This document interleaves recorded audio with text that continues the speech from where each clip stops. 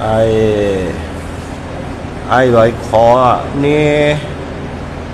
มันมาว่าตั้งจริงรวมตั้งอย่างไรโอไลกลางหมากคุณเมืองในตายกูวันหวังวันคุณเมืองตายกูวันหาตายมันก็หันคุณเมืองสังเกตมึงก็กาใช้กาชนก็เป็นก็หาปูหาปลาก็เหมือนเก่าเหมือนเดียวไอ้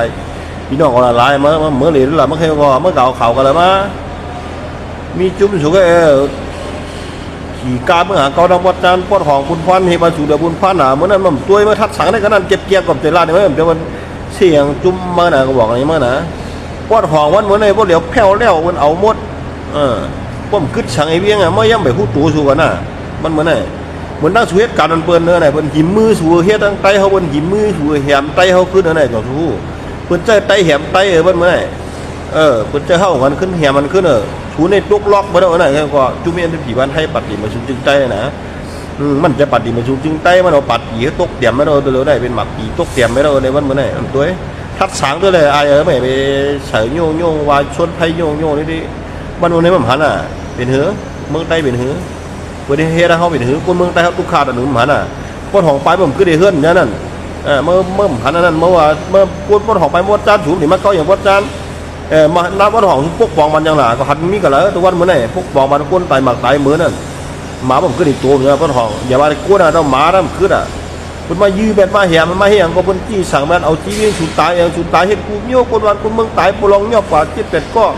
จะเฮสุดตึกปลองแต่ชูใหญ่เป็นมัดตึกไตอันบนหลาชูได้เป็นขึ้นย้อนถึงมัดตึกไตมาจ่าไตมันขึ้นใหญ่ไรเข้ากันอยู่หัวมือกันตึกมันเมื่อพ้องได้เป็นข้าวยามันลีเย่าบนอันตึกมันตั้งเมืองถึงกูมาคัดขาไตหนังกันขึ้นมันตึกสบายกับไปจอยมันก็ต่างมันไม่ตีคนเมืองไปออกไปให้คิดตังเห็นกันเลยคิดตังบนหอมมีกันเลยกับพันมีช่างยี่เป็นอูเป็นเปื่อยใช่ไหมรถกาพันนั่นรถกาคำเป็นแถวนั่นอย่าไปลาดไอ้น้องมาหูเต้ให้วัวกระบอกนี่เมื่อเมื่อมากาลีบอกก็เลยก็เลยฮับตอนมาไหนเมื่อมากาลีคุณทิ้งมาได้เลยเมื่อมาเมื่อบอกเอาหน่อแชทมาหาเอาหน่อก็เลยโทรบอกได้ก็กับฮับตอนมาเมื่อต้องกูหรอกับฮับตอนเมื่อเร่งเมื่อดีๆเอาเร่งมวยตัวงามันเมื่อเดี๋ยวหุ่นจักกันนะไม่ได้เมื่อได้ไปหุ่นจักเกาหลีมันก็บอกหุ่นจักเกาหลีกับหุ่นจักไม่ก่อนเลยเพราะมันดันความคนสองหูนกสองคนสองหัวหมาสองหน้าเนี่ยจำเลยคนอยู่ไหนอยู่ตรงบนเชนนั่นได้ก็ไม่อยู่ตรงไหนไม่ได้ก็ไม่เป็นมันเฮ็ดมันเปลี่ยนเหรียญลงวัดลงว่าบนไหนก็เป็นต่างบริหารเมืองใครมันอยู่ไรนั่นใครก็มันเปลี่ยนเอาเงินบนเมื่อนั่นก็3-4 พันนั่นเมื่อนั้นก็เนี่ยมันอยู่แล้วมันกวางแล้วมัน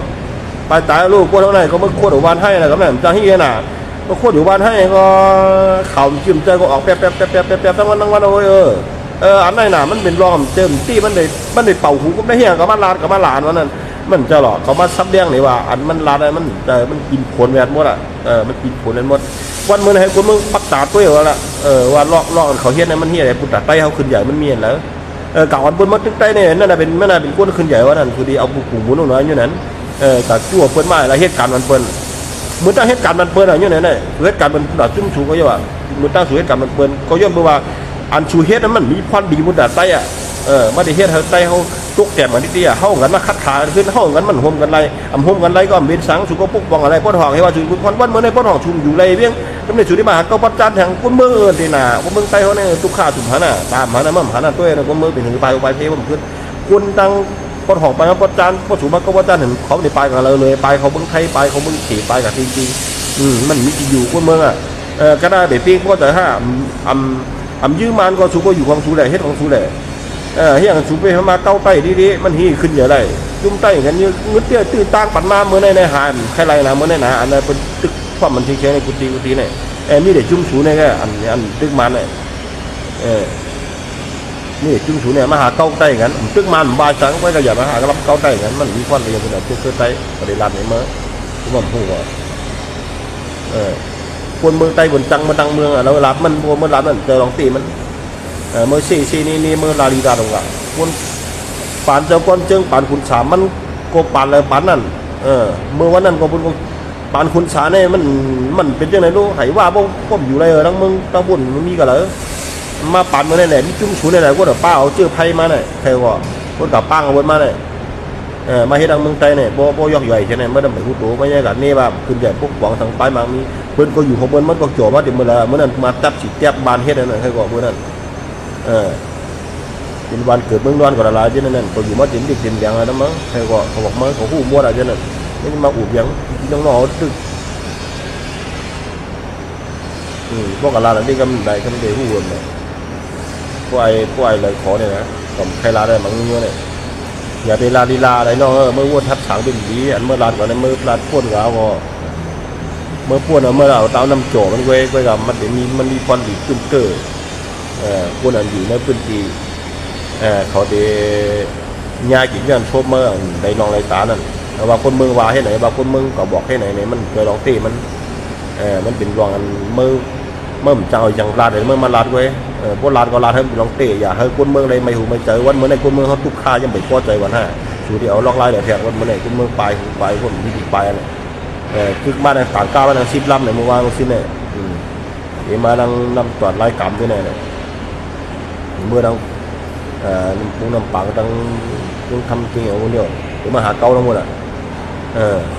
พวกห้องสูบมุ้งพวกปองมาด่าถึงเกียรติเขตอย่าบุญพรวันเมื่อไหร่มีสังเบี้ยงเหรอเมื่อเรากับมดยาแบบหันนั่นตาแบบหันน่ะเมื่อวานแก่น่ะเนี่ยเฮ็ดตับบุญเจอคือไตกับอะไรกับหันเฮ็ดตับบุญเจอคือเฮ็ดปันเปิลนั่นเหมือนตั้งเฮ็ดกันเปิลเตอร์ห้องเหมือนยื้อเนื้อนั่นมันเคยว่าคนโน้นน้ำมันหมูโคหมูว่าโน้นไหนว่าจำหัวเขาอ่ำเจ้าว่าก็เขาชูกับตึกจุ่มในจุ่มไปกับว่าเขาก็ดีโคมกันในดีตึกมันวันเมื่อไหร่คนตึกไรก็ไรมันมีแห้งเจอแต่ดีตึกวันเมื่อไหร่เขามีก็มีกลางก็มันพวกอันดีตึกมันมีแห้งเจอแต่ดีต่อสู้วันเมื่อไหร่เป็นตึกตั้งวันหลีชาวชุมมาคัดทางกันดีดีตึกเมื่อไหร่แต่เมืองบันเมืองไต้